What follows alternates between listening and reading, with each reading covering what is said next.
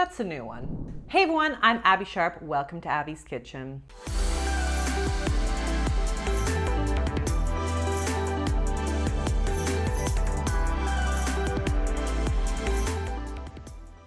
In today's video, we'll be taking a look at Winny Hayes' What I Eat in a Day. And as always, you can pause the screen or look at the description to check out my disclaimer, including a trigger warning to those with current or previous experiences with disordered eating. As always, please feel free to skip this video if it's not supportive to your journey. And of course, if you are new here, don't forget to subscribe to this channel and ring that little bell so that you never miss out on an episode. But first, let me tell you about my sponsor, Casetify. So as a mom with two kids who are low-key obsessed with screens, my phone has taken a real beating over time. It isn't pretty, but the phone works still, and I would love to prolong its life as long as possible with a good case. So I recently stocked up on these super cute Casetify phone cases. My only regret is not getting one sooner to have better saved my screen. But the Casetify Chi-Tech 2.0 technology in the Ultra Impact case offers powerful drop protection of up to 9.8 feet.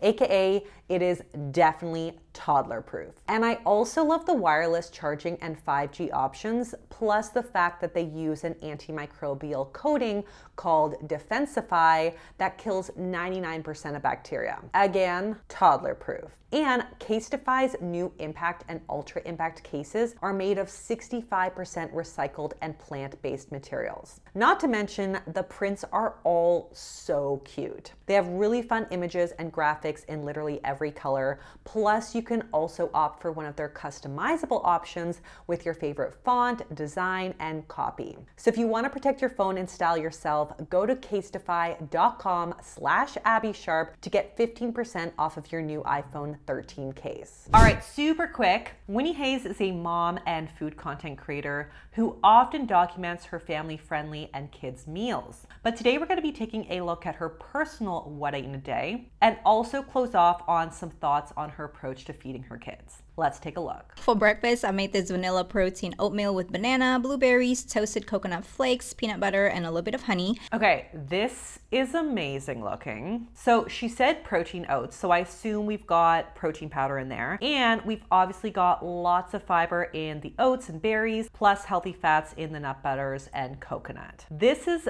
textbook hunger crushing combo here, and almost too pretty to eat. Almost.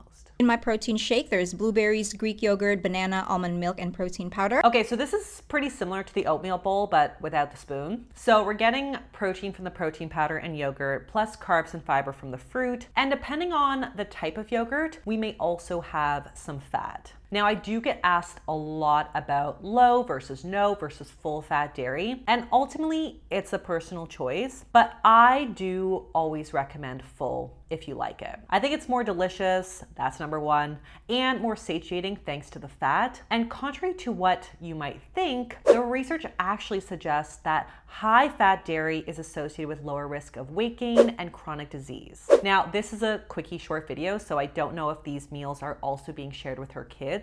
And also in another video, which I'm gonna comment on in a minute, I did see that she made her kids a smoothie without protein powder. But just as a teachable moment for those of you watching, I generally do recommend avoiding protein powder for kids. It's rarely actually necessary nutritionally since kids' protein needs are actually quite low, less than 20 grams for kids 4 to 9 years old, for example, which honestly isn't that hard to get even for the days they live on carbs. But supplements like protein powders are generally quite poorly regulated, and not all are well tested for impurities, heavy metals, and other neurotoxins. So these are things that our body as adults may be able to process in small amounts, but it could be a significant load for a young child. And that's not to say that all protein powders have dangerous heavy metals lurking in them, but again, this isn't well regulated by the food system. So I do prefer to stick to protein sources that are regulated as foods when it comes to kids. So things like Greek yogurt, powdered peanut butter, tofu, hemp hearts, etc. So sometimes if I want to save time, I'll just make a kid's smoothie and then add a little protein powder to my glass at the end. For lunch, I made this spicy tuna poke bowl with sushi rice, avocado, cucumber, sea greens, and seaweed. Okay, so I think poke bowls are inherently quite well balanced.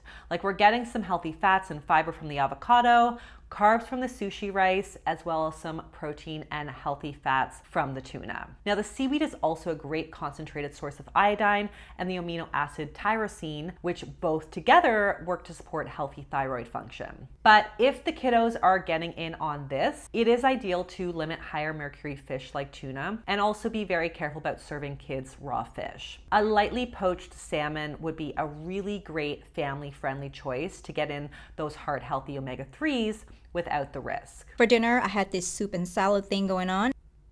Oh, minestrone is one of my all-time favorites. Good soup. I think we've got some plant-based protein in the white beans, carbs in the noodles, and loads of fiber from the veggies and salad. And I also love that the vitamin C inherent in the tomato-based soup will help to enhance the absorption of the plant-based iron. And I'm just gonna assume that we have some fat in the salad dressing to just like tie this all together. Now it would probably be a pretty light meal for me. So if she wanted to serve like a little crusty bread on the side, it would help to balance everything out nicely. But honestly, it just looks like a really delicious meal. And for something sweet, I had this chocolate Greek yogurt bar, and that's it. I hope you guys have enjoyed this video. I will see you next time. Okay, finally for dessert, Winnie is enjoying a chocolate Greek yogurt bar, which provides about 5 grams of protein and about 100 calories. It's a light bedtime snack, but also one of my personal favorites with a little science to support its use. So dairy products like Greek yogurt are rich in the amino acid tryptophan, vitamin D if fortified, and melatonin, all of which help to support quality sleep. And pairing carbs with protein actually allows the tryptophan to more easily enter the brain and enhance serotonin production. So this is a great built-in snack with some of those benefits. But if we wanted to get a more substantial dose, because again, this is a very small little bar, we could actually make our own popsicles by blending some Greek yogurt with some nut butter, maybe some bananas, and some other fresh fruits, and then freezing them in little molds. Very much kid and also good sleep approved. Now, before we get into the analysis, I want to just quickly comment on some of the strategies that I've seen from Winnie when it comes to feeding her family that I absolutely can get on board with. Let's take a look at an example of our kiddos' breakfast. 2 cups of milk and 1 cup of rolled oats. Now remove from heat and add a little bit of vanilla. I'm going to add here since the kids can put whatever they want on their oatmeal. And we are ready for our breakfast. Okay, so while it might seem like a lot of extra work here to lay out all these little toppings, this DIY oatmeal parfait is beautifully aligned with what we call the division of responsibility of feeding. So as I discussed in my video on raising intuitive eaters right here, our job as parents is to determine what and when it's time to eat, but our kids get to choose from those options and also how much they're going to eat or if they eat at all. Now, laying out a variety of nutritious oatmeal toppings, all of which you as the parent feel good about serving, not only is super visually appealing and also very fun, but it also increases the likelihood that something will be consumed since the kids feel in control. They are the masters of their breakfast. Are you taking over the house? Yes, you are. Not to mention, serving food family style is a great way to reduce waste and also the power struggles that often occur at the table. So here we have some leftover fruits, and I'm just going to add them into this freezer-friendly Ziploc bag and put it in a freezer. Look at that, like no waste at all. And I actually do the same thing in my house with like half-eaten apples or bananas or pears.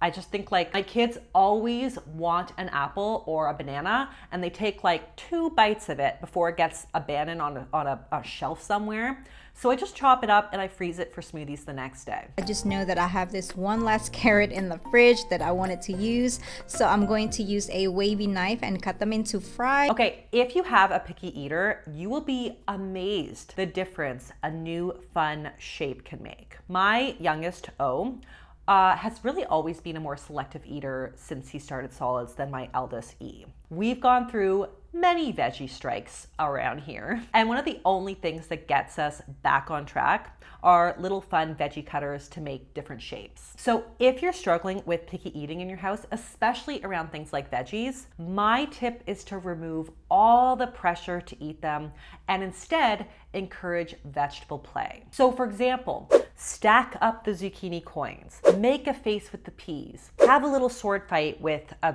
carrot stick. We need to reduce the anxiety before we can even have a chance of our kids wanting to have a taste. And little fun food cutters or silly utensils can be a great way to play.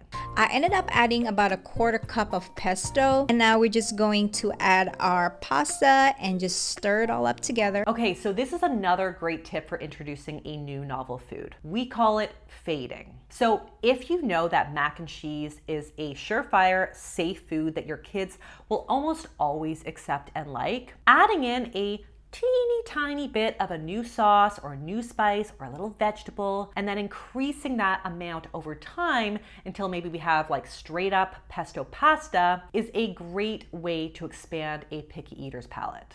And then that was pretty much it. My kids really love this one. It's the carrot fries, some slices of orange, and a little bit of ketchup. This made quite a bit of pesto mac and cheese. My kids actually took it to school and they had it for after school lunch. This meal looks incredible. So we've really got everything that I would look for in a balanced kids meal. Carbs in the pasta, protein in the chicken, fat in the pesto cheese sauce, plus some kind of fruit or veggie. And that brings me to another really important feeding tip. Don't shy away from dips. Even the really sugary ones like ketchup. Dips are a great, safe bridge food to help encourage children to try new foods on their plate. Even if they just lick the dip off the food they're learning to like, the fact that they put the food in their mouth is often a huge win for families with picky eaters. So think about kids' nutrition as a long game. I am personally way less concerned with the amount of sugar in the ketchup if in the end having ketchup means they have a more varied and therefore nutritious palate and diet. Okay, but let's bring it back to Winnie for a second and talk about her personal way of eating. So on this particular day, I'm estimating a completely normal average amount of calories and fiber and a healthy split of macros. It was a short video, so we didn't get a whole lot of commentary, and maybe what I eat in a day videos should all be like that. Like, show me the food inspiration, not the moral baggage that seems to accompany every eating decision you make. I would love to see more content that just plainly says, hey, this is what I like, or this is what I can afford, or this is what I had in the fridge, or what was available to me, and just leave it at that. And yeah, Winnie is an amazing home chef and mom with recipes that are inherently well balanced and relatively simple and accessible. I also think she's got some incredible kid meal ideas for families who maybe feel like they're stuck making the same 4 meals on rotation. And while she's not a pediatric dietitian, she actually utilizes a lot of the feeding strategies that the experts in this field recommend. I also really appreciate that despite kids meals kind of being a large part of her brand, I don't really see her posting her kids a lot online. And you guys know I've talked about my own reasons for keeping my family out of my feeds, but it almost feels rare to see that nowadays in the influencer world. But I personally will be coming back to Winnie's platforms in the future the next time that we are in a meal rut. Like maybe tonight. I don't know what we're making for dinner. So Winnie, hit me up. And on that note, that is all that I have for you guys today. And if you like this video, be sure to give it the thumbs up. Leave me a comment below on who or what you'd like to see me review next. Subscribe to the channel, and I'll see you next time on Abby's Kitchen. Bye.